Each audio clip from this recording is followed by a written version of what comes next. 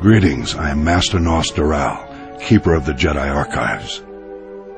The Jedi Council requests I perform a daunting task to revise the Order's historical records in light of new revelations about the formation of the Sith Empire. Specifically, I am to trace the conflict between the Empire and the Republic, the Sith and the Jedi, to uncover the roots of the struggle which now plagues us. I've chosen to begin with the singular defining event of recent years, the unprecedented peace agreement between the Sith Empire and the Galactic Republic, the Treaty of Coruscant. 3 centuries after the death of Darth Malak and the end of the Jedi Civil War, the true Sith Empire returned from deep space, attacking the Republic. They began a war unlike any other in the galaxy's history. The Great Galactic War dragged on for decades. Thousands of Jedi and Sith were slain. Countless star systems were ravaged. Though he now controlled half the galaxy, the Sith Emperor grew impatient. He had expected his triumph to come quickly. The Lords of the Emperor's Dark Council surprised the Republic's Senate with an offer of peace, a reprieve the Republic could not afford to ignore. Matters had become complicated for the Republic war effort since the critical trade route between the Outer Rim and the Core Worlds was recovering from the Mandalorian blockade. The Jedi Council urged caution as the Senate considered the Sith offer, but even they had to agree. The war was unwinnable. Peace was the only hope. Republican Imperial diplomats convened on the planet of Alderaan to discuss a galaxy-wide ceasefire, but the Sith still had one play to make. The Imperial fleet launched a surprise assault on the Republic capital of Coruscant, bombarding the planet from orbit and storming the city world's bottomless towers. With Coruscant's defenses incapacitated, the Imperials annihilated the Jedi Temple, captured the Senate Tower, and held the entire planet hostage. Back on Alderaan, Republic diplomats had no choice. Despite unfavorable terms, the Treaty of Coruscant was signed. Jedi and Republic troops began withdrawing from battlefields around the galaxy, leaving star systems to fend for themselves and to be quickly swallowed up by the Sith Empire. The Jedi returned to Coruscant to find their temple in ruins and irate senators blaming the Jedi for all the Republic's troubles. Those still committed to defending the Republic, the Jedi relocated to their ancient homeworld of Tython to rest, meditate, and seek guidance from the Force. Thus began the unprecedented stalemate, the Jedi reconnecting with their roots, the Republic nursing its wounds, the Sith consolidating their power, and a galaxy divided between darkness and light. In retrospect, this outcome was inevitable and would have come sooner, were it not for some of the Republic's less savory allies. I will elaborate on this theory soon.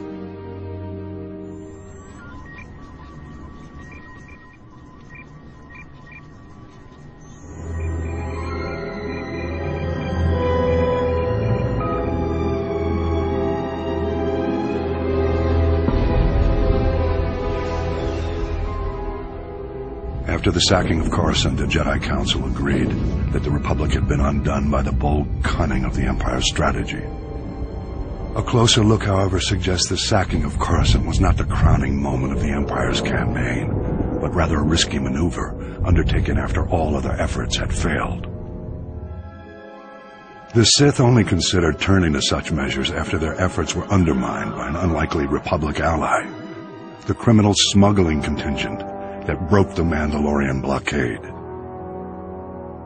The blockade choked the primary trade route for providing Republic military support to the Outer Rim and the main hyperlane for bringing raw goods from the colonies to the Core Worlds.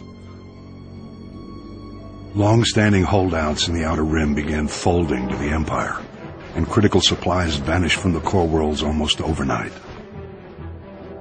As starvation swept through the lower levels of Coruscant, riots broke out planet-wide.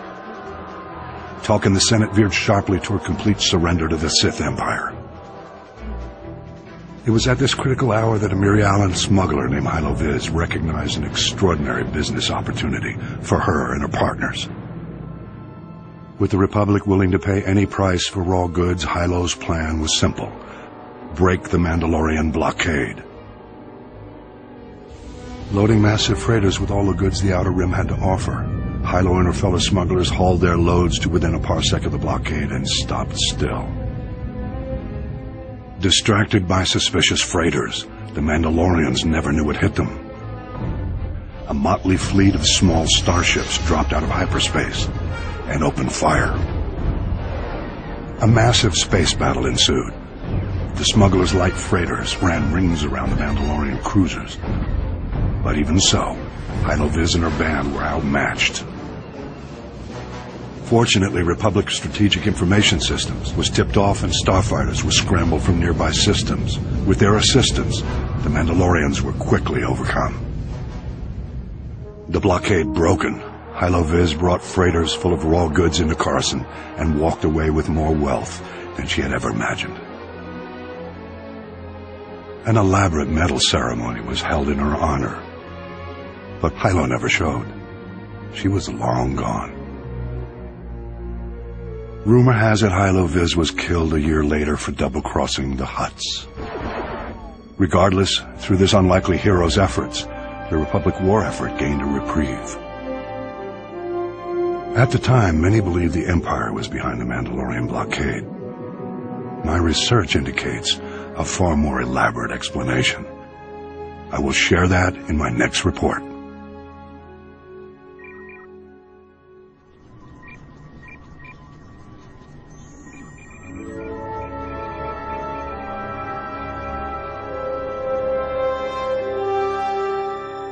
Mandalorians, trained from birth to fight in battle, their bodies are honed into killing machines. These independent warrior nomads have challenged the Jedi for centuries. The Mandalorians embrace conflict and admire strength, but they are different from our dark counterparts. They are not like the Sith. Mandalorians believe confrontation is required for growth, on the personal as well as the cultural level. War is the Mandalorian way of life. Combined with their thirst for conquest, it makes them undeniably dangerous. However, we must acknowledge that their commitment to self-improvement is not unlike our own. And there's even something respectable about their rugged sense of honor. But they are not our friends. The Mandalorians' allegiance to our enemies has cost us dearly. After the Sith Empire's initial onslaught, star systems continued to fall, until the Jedi finally managed to stop the enemy's advance in the mid-rim. For the first time in decades, the Republic Senate breathed a sigh of relief, but it was short-lived. In the arenas of Geonosis, a young gladiator had risen to prominence, calling himself the New Mandalore, a title unclaimed for centuries, a title reserved for the greatest warrior in the galaxy, a warrior worthy to lead the Mandalorians. Though it had been centuries, the descendants of the once proud culture had not forgotten the legends of the Mandalores who had gone before. Spread far and wide, working as mercenaries and bounty hunters, when the new Mandalore called, his loyal subjects came. Mandalore's call was simple: to confront the galaxy's greatest challenge and fight the legendary knights of the Jedi Order. Amassing an army overnight, Mandalore planted his forces in the path of the Hydian Way trade route, cutting off the Republic's most critical supply lines. We were initially hesitant to pull back from the battle with the Sith in the Outer Rim, but after several pleas from the Senate, the supply crisis could not be ignored. The Jedi Order answered the new Mandalore's challenge. We attacked the blockade. Our order was defeated quite profoundly. The Mandalorian blockade held strong until the day intrepid smugglers took their shot at the Mandalorians and managed to rescue the Republic. Mandalore went on to lead many of his followers to seek new challenges, while others again struck out on their own. The true enigma in the resurgence of the Mandalorians was the rise of the new Mandalore himself. I will endeavor to find clues to this enigma for my next report.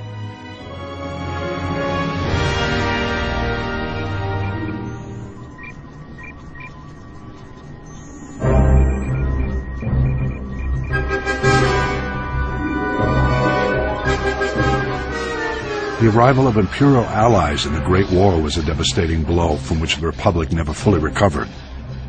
This was the second step in the Sith Emperor's master plan. Recent Republic strategic information reports proved that the rise of the Mandalorians was orchestrated by Imperial intelligence. We know extremely little about this shadowy organization, but Imperial intelligence operatives are clearly just as deadly as their Sith superiors. The galaxy's criminal networks wavered endlessly during the Great War, debating whether to back the Republic or the Empire. Although the Hutt cartels resented the Sith Emperor for not including them in his pre-war conspiracy, Imperial intelligence somehow blocked the Republic's efforts to win the Hutt's support. Scattered around the galaxy, Mandalorian mercenaries and bounty hunters faced the same choice as the Hutts. Some signed on with the Empire, but most remained independent. Imperial diplomats made repeated attempts to recruit the galaxy's most infamous bounty hunters, but were turned down every time. The Empire shifted its tactics. Mandalorian mercenaries and bounty hunters often fought as gladiators for money and glory, a mark of honor in the Mandalorian culture. Imperial agents used this to their advantage, infiltrating the most prominent gladiatorial arenas in the galaxy as managers and sponsors, and even in some cases as gladiators themselves. The Imperial agents singled out a proud young gladiator to be their pawn. This young gladiator had always fared well in the arena, but with his new Imperial allies, his rise was accelerated to unprecedented levels. Rigging arena fights is not unheard of, but Imperial agents brazenly sabotaged the entire system by drugging their champion's competition. None could stand against him. The whispers of Imperial agents became cheers in the arena. Mandalore, Mandalore. The ancient title of Ultimate Warrior King was thrust upon the young gladiator. His infamy grew, and when he called, the Mandalorians rallied to their new master. The new Mandalore secretly served masters of his own, however. Imperial agents pulled their puppet strings, and the Mandalorian army blockaded the Hydian Way and challenged the Jedi. Though the blockade was eventually broken, the stage was set for the sacking of Coruscant and the uneasy truce which now paralyzes the Republic. The Mandalorian Sith alliance remains intact to this day. That could change if the original ruse was brought to light, but the Imperial intelligence covers its tracks too well. Mandalore was slain recently, and his killer, the new Mandalore, has taken his place. Whether or not he's another Imperial puppet remains to be seen, but we must watch him closely. Imperial agent success in bringing the Mandalorians into the war was the counterplay to the Republic's first string of victories, the subject of my next report.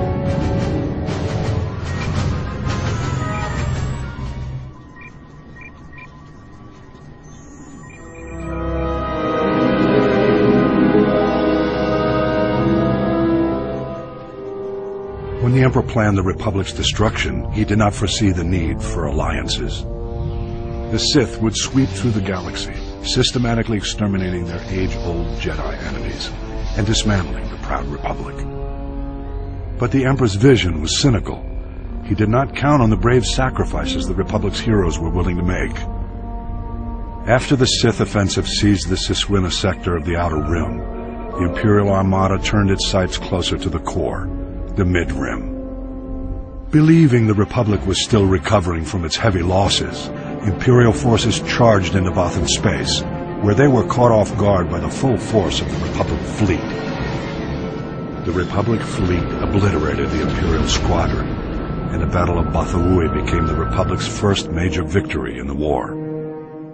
The news spread across the galaxy, rekindling lost hopes and re-energizing exhausted defenders. The Republic fleet moved on, but a courageous force of Jedi and Republic soldiers remained on Bothawui to await the Empire's return. The vengeance of the Sith came swiftly. Imperial battle cruisers from around the galaxy closed in on Bothan space to recoup their losses. A high-powered planetary shield protected Bothawui from bombardment, forcing the Imperial forces to engage on the ground.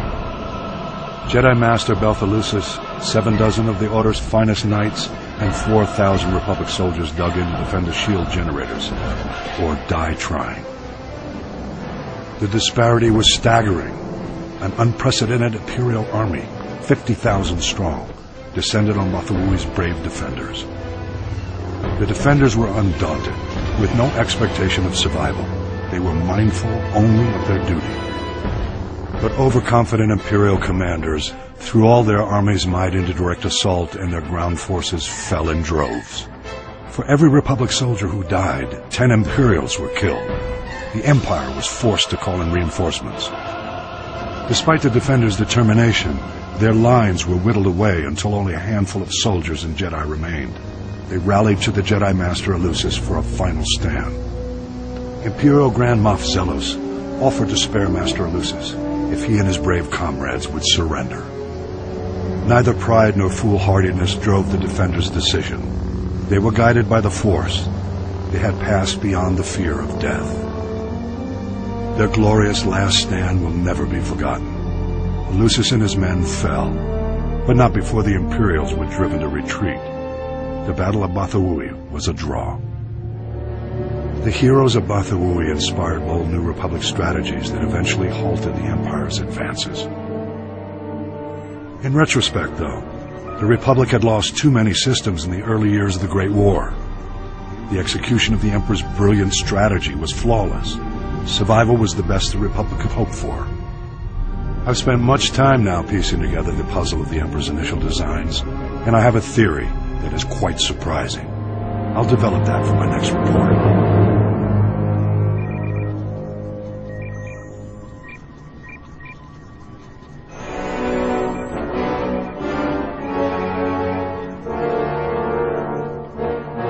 The onslaught of the Sith Empire was an event unlike any other in the history of the Republic. The Sith materialized from nowhere and launched an offensive of colossal proportions. Horrifying reports from the Outer Rim seemed to portend the utter destruction of the Republic. The rapid onset of galaxy-wide terror and panic was part of the Sith Emperor's meticulous calculations. His plan was flawless. Sith battlecruisers first appeared on the fringes of the Tingle Arm. Unaware of the ship's origins, we dispatched a diplomatic convoy with a small starfighter escort. The Emperor wanted us to witness the full might of his forces before he attacked. The diplomats had just enough time to transmit images back. Then they were annihilated. Immediately thereafter, the Sith began a full assault on the Republic allies in the Aparo sector, which fell before the Republic fleet even arrived. Then our allies turned on us. The Sith had secretly established puppet governments on Belkanon, Serpenal, and Ruria. The Republic fleet suddenly found itself in enemy territory, fighting desperately on all sides. The Republic rallied every available ship to support the fleet, leaving only a handful of Jedi security ships to patrol Korriban. Regrettably, Korriban fell back into the enemy's hands without the Jedi Council even knowing about it.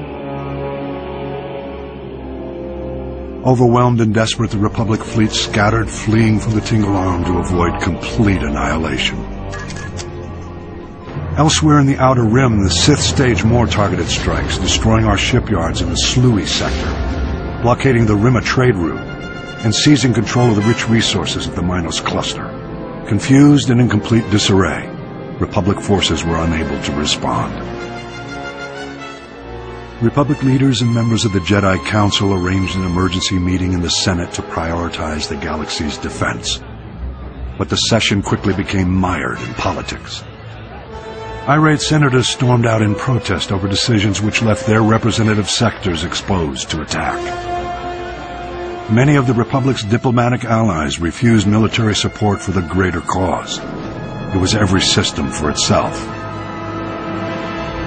This was perhaps the greatest genius of the Emperor's plot. He had turned the Republic against itself. While the Republic played politics, the Emperor used the time to reconfigure his forces for the long push into the galactic core. All might have been lost in those early years had individual Jedi Masters and Republic military leaders waited for the Senate's orders. By taking matters into their own hands, they managed to slow the Empire's advances. The attack of the Sith Empire was the most well-orchestrated and carefully coordinated military maneuver in the galaxy's history. Indications suggest the operation took centuries of planning and preparation. I'll elaborate in my next report.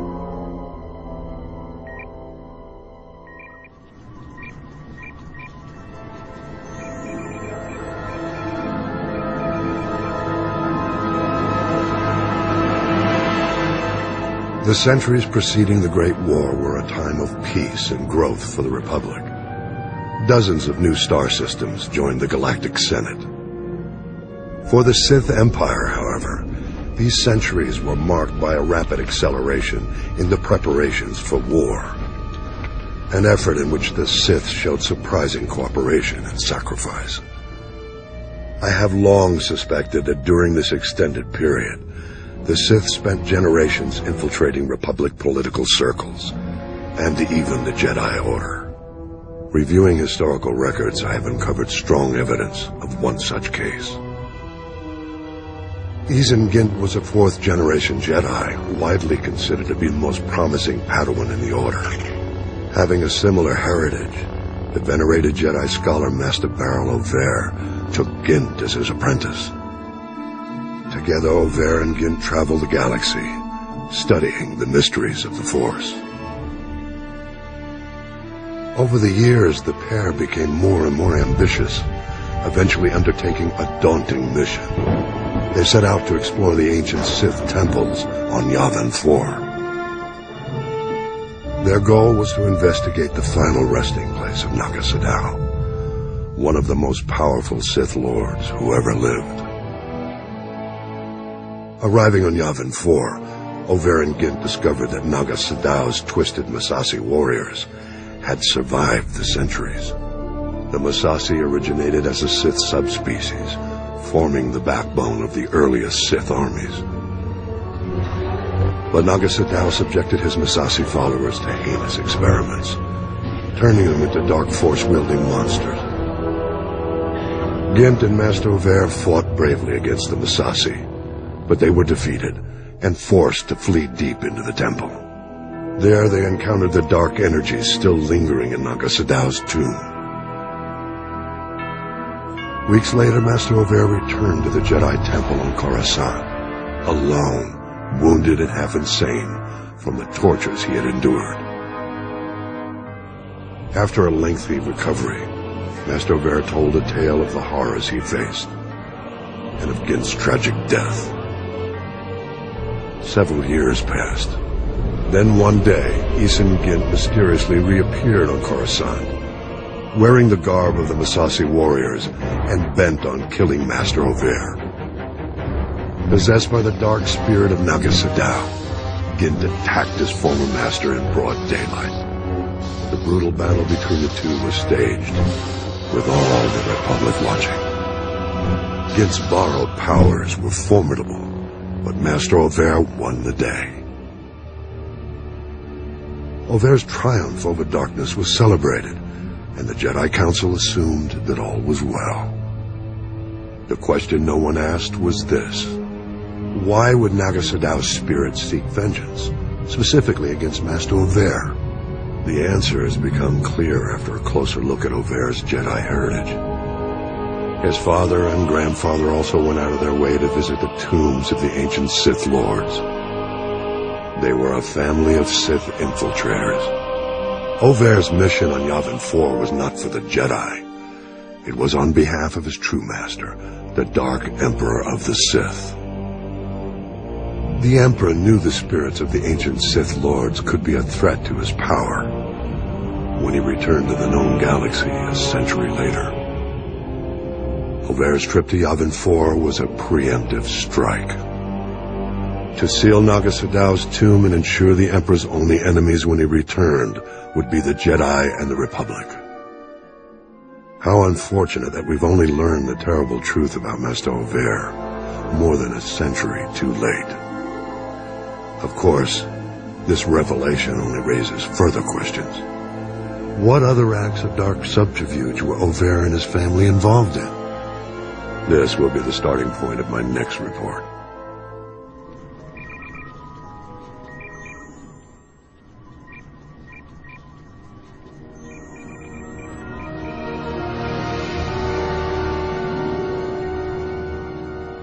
Sith infiltrators. We are now certain that the Sith Empire began laying the groundwork for its return as far back as the Jedi Civil War. In fact, it's clear that the origins of the Jedi Civil War itself were not as simple as we once believed. The Sith Emperor's first representatives to return to Republic space are well-known names: Darth Revan and Darth Malak. Revan is remembered now as a legend, a great hero of the Jedi Order. But that was only after his redemption. Revan and Malak first rebelled against the Jedi Council by ignoring orders and assisting the Republic during the Mandalorian Wars. Revan's success in defeating the Mandalorians caused the Council to question its orders, but none realized how far Revan had already fallen. After their crushing victory on Malachor V, Revan and Malak chased the Mandalorians into deep space. It was there on Drummond Cos that they encountered another enemy entirely, the Sith Empire Reborn. We know nothing of what transpired when Revan and Malak met the Sith Emperor. One thing is certain: when they returned, they did so on behalf of their new Dark Master. The fall of Revan and Malak to the dark side was complete. The Emperor sent them back to the Republic to make preparations for a full-scale Sith invasion.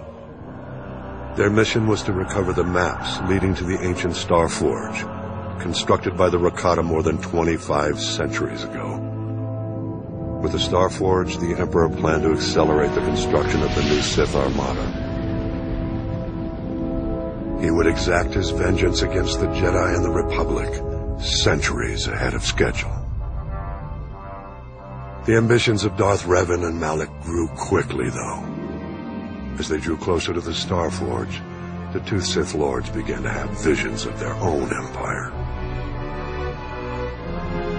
Fortunately for the Republic, Malak's thirst for power drove him to betray his master.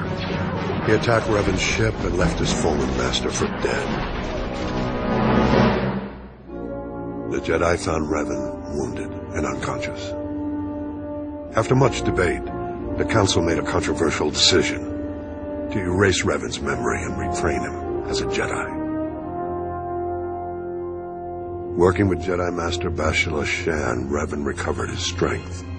He then rescued the Republic and defeated his former apprentice. The Jedi Civil War was over, the Star Forge destroyed, and Revan not only redeemed, but celebrated as a hero. Deep in Revan's lost memories, however, hid the knowledge of a lurking menace far greater than Darth Malak. Indeed, the Emperor's plan to accelerate his return was thwarted, but the construction of the Sith Armada continued. It would only be a matter of time. With the war over, Revan returned to deep space in search of the Great Evil. What happened after that is unknown.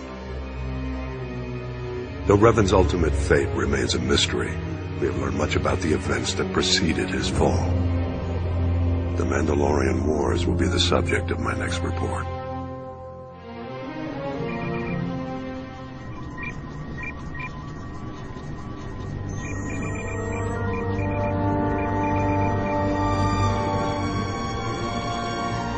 Revan and Malak did not fall to the dark side in a single moment. They turned after years spent in war and in defiance of the Jedi Council. Revan and Malak's descent into darkness actually began with compassion. The compassion that compelled them to enter the Mandalorian Wars. Of all wars in Republic history, the war with the Mandalorians was the bloodiest, due in large part to the Mandalorians' ambitious leader. Mandalore the Ultimate sought to create the most powerful army in the galaxy. To achieve this, he had to defeat the Republic and its Jedi protectors.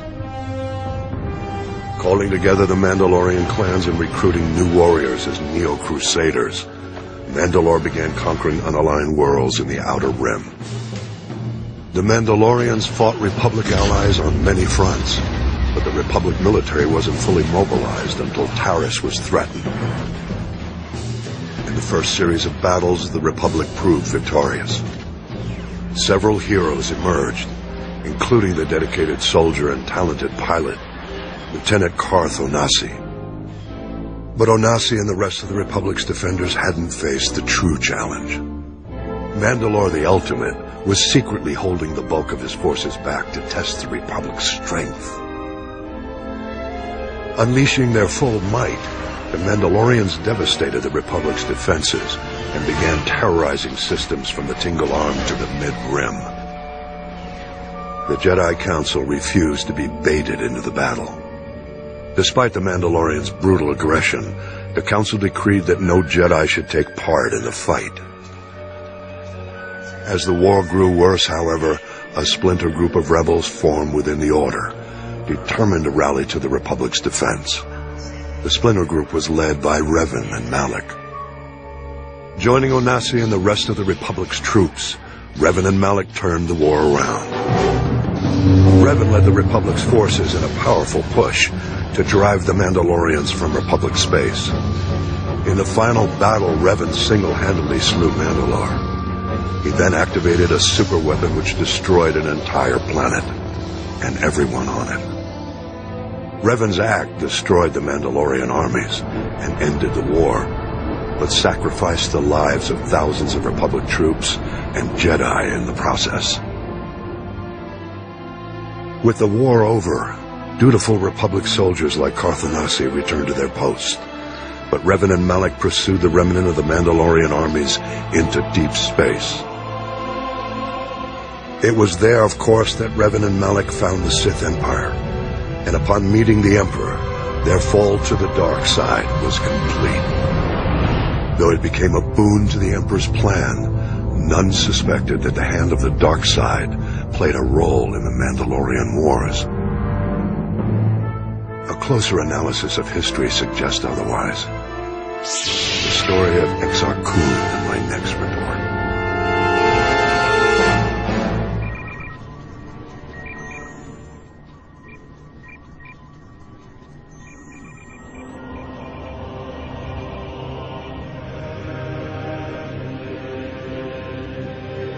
The infamous Sith Lord Exar Kun had no relations with the true Sith Empire, but his fall to the dark side set the stage for the Mandalorian Wars and the eventual fall of Revan and Malak. As a young Jedi Knight, Exar Kun exhibited a strong connection to the Force. Through long practice, he achieved unparalleled prowess in lightsaber combat. Seeking to expand his knowledge as well, the young Jedi delved deeper into his studies of the Force and ignored his master's cautions, believing himself to be immune to the draw of the dark side. The Jedi Council grew concerned, observing that Exar Kun's thirst for knowledge was starting to resemble a thirst for power. But he was already beyond their reach.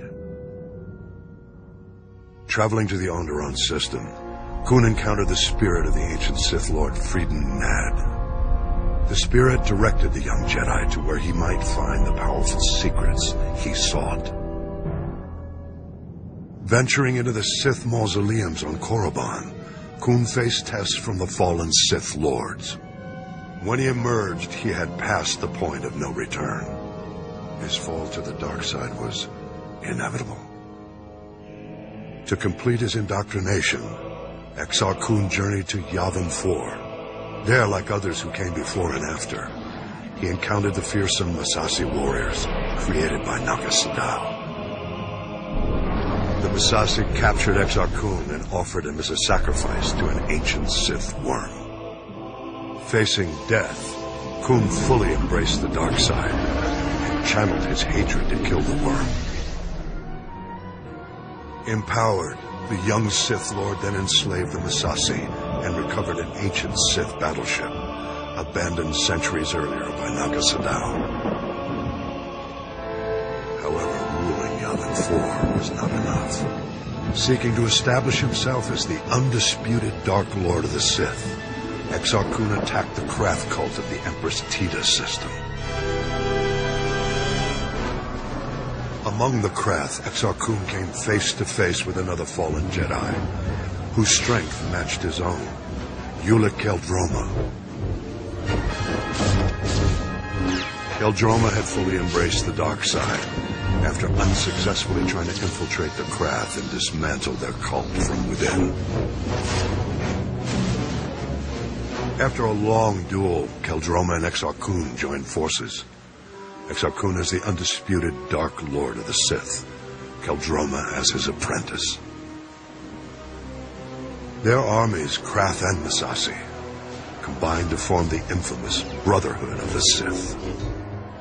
The Brotherhood then waged a ruthless war against the Republic and the Jedi. After winning several battles, the Sith attacked the Jedi library on Ossus. There, Qel-Droma struck down his own brother. Ossus was destroyed in the battle.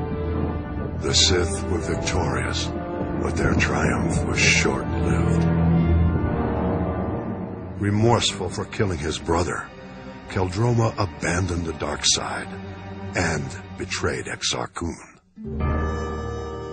The Republic drove Kun back to Yavin 4, where the Dark Lord enacted a ritual, sacrificing his armies to keep his spirit alive. Though unable to defeat him entirely, the Jedi were able to imprison Exar Kun's spirit in the temples on Yavin 4. From what we know, it remains there to this day. We can learn much from Exar Kun's story. Of greatest interest is simply the fact that he was not aligned with the Sith Emperor in exile on Dromund Kaas. The fact that the spirits of the ancient Sith Lords supported Exar Kun suggests that they did not, and perhaps do not, support the Sith Emperor we face today. We have very little information about the Emperor or his efforts to rebuild his empire in exile. I will review the details we do have in my next report.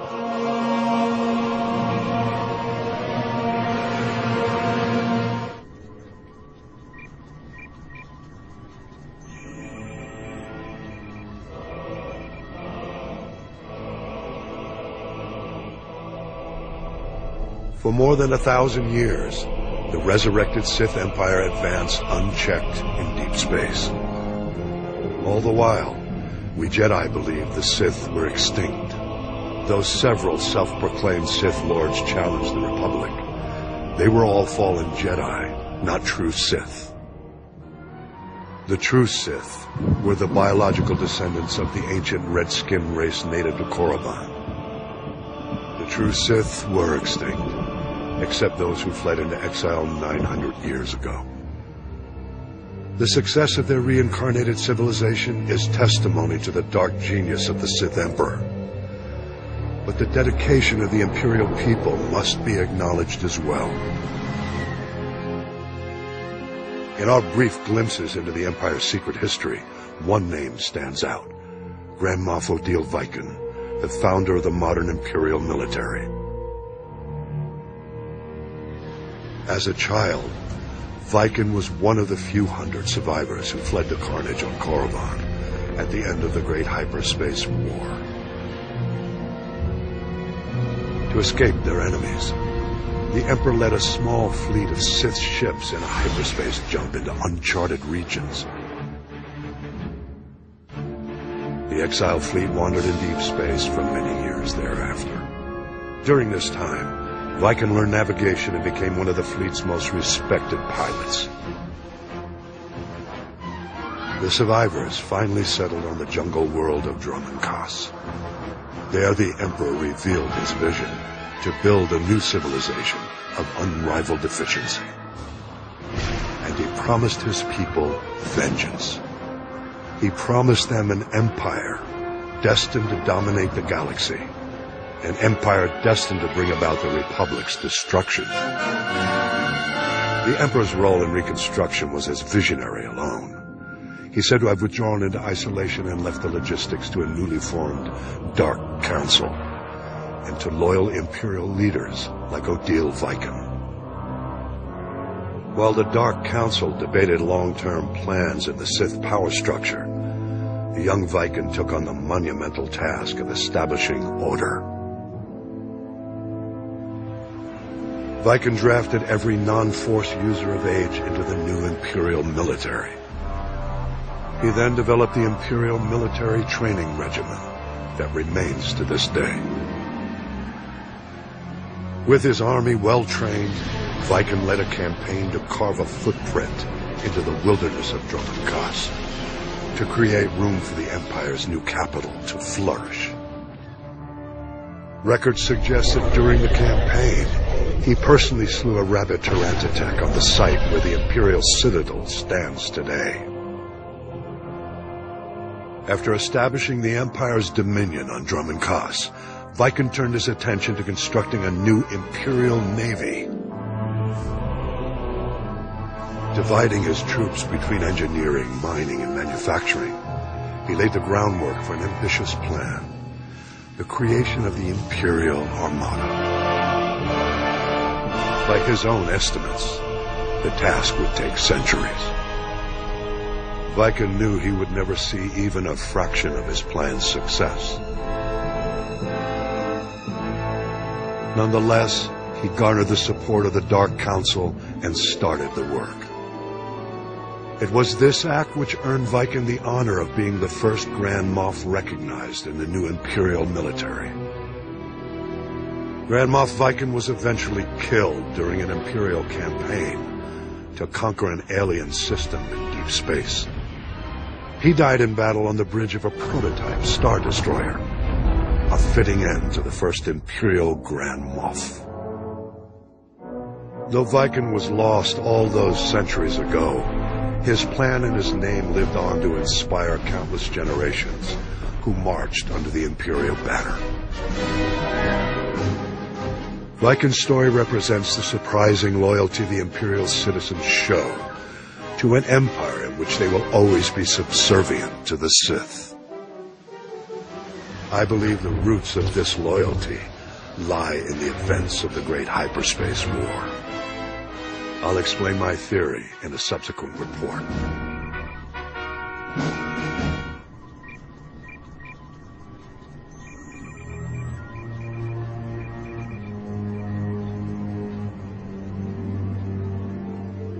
Among past threats to the Republic, the Great Hyperspace War stands above all other wars in galactic history.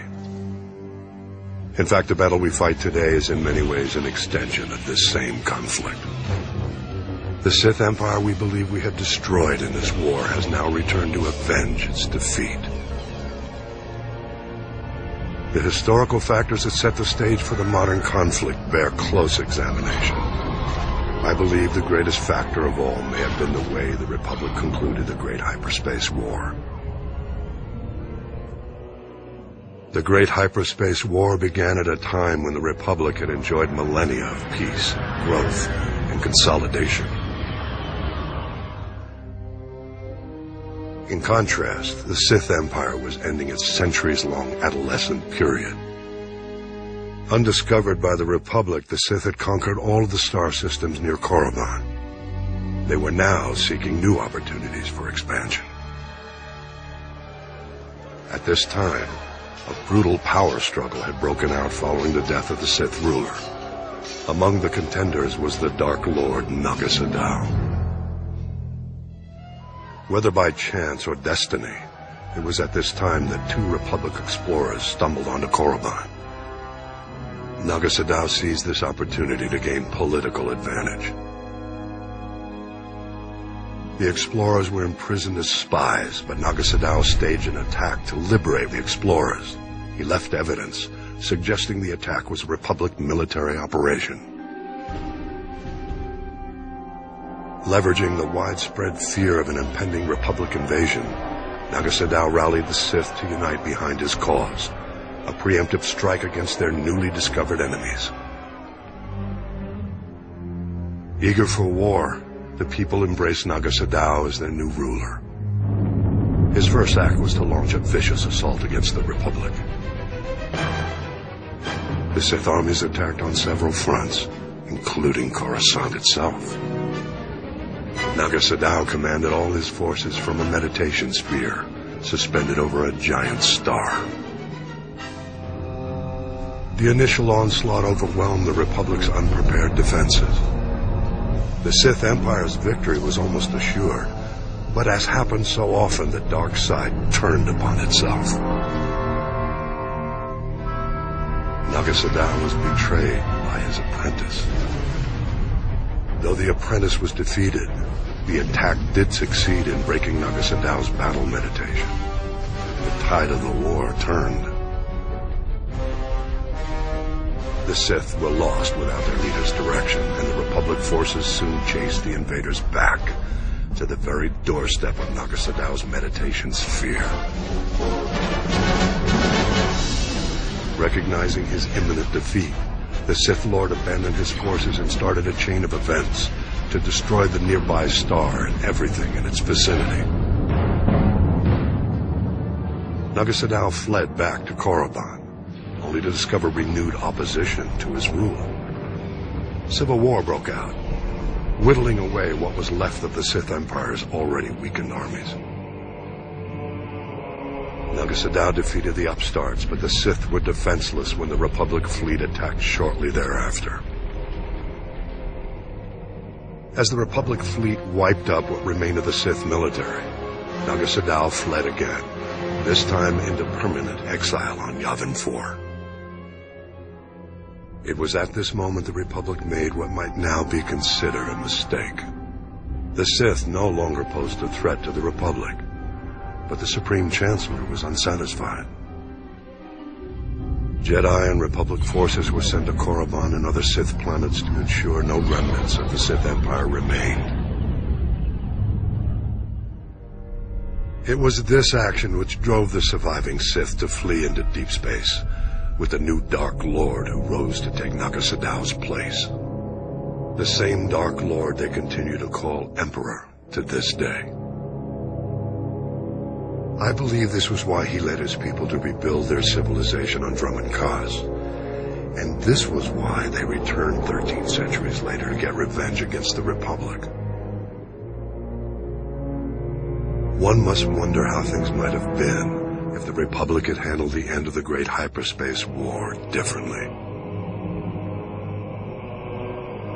We mustn't forget, though, the conflict at the heart of the Great Hyperspace War and the war we fight today began even before the Sith Empire rose to power. I'll elaborate in the next holo record.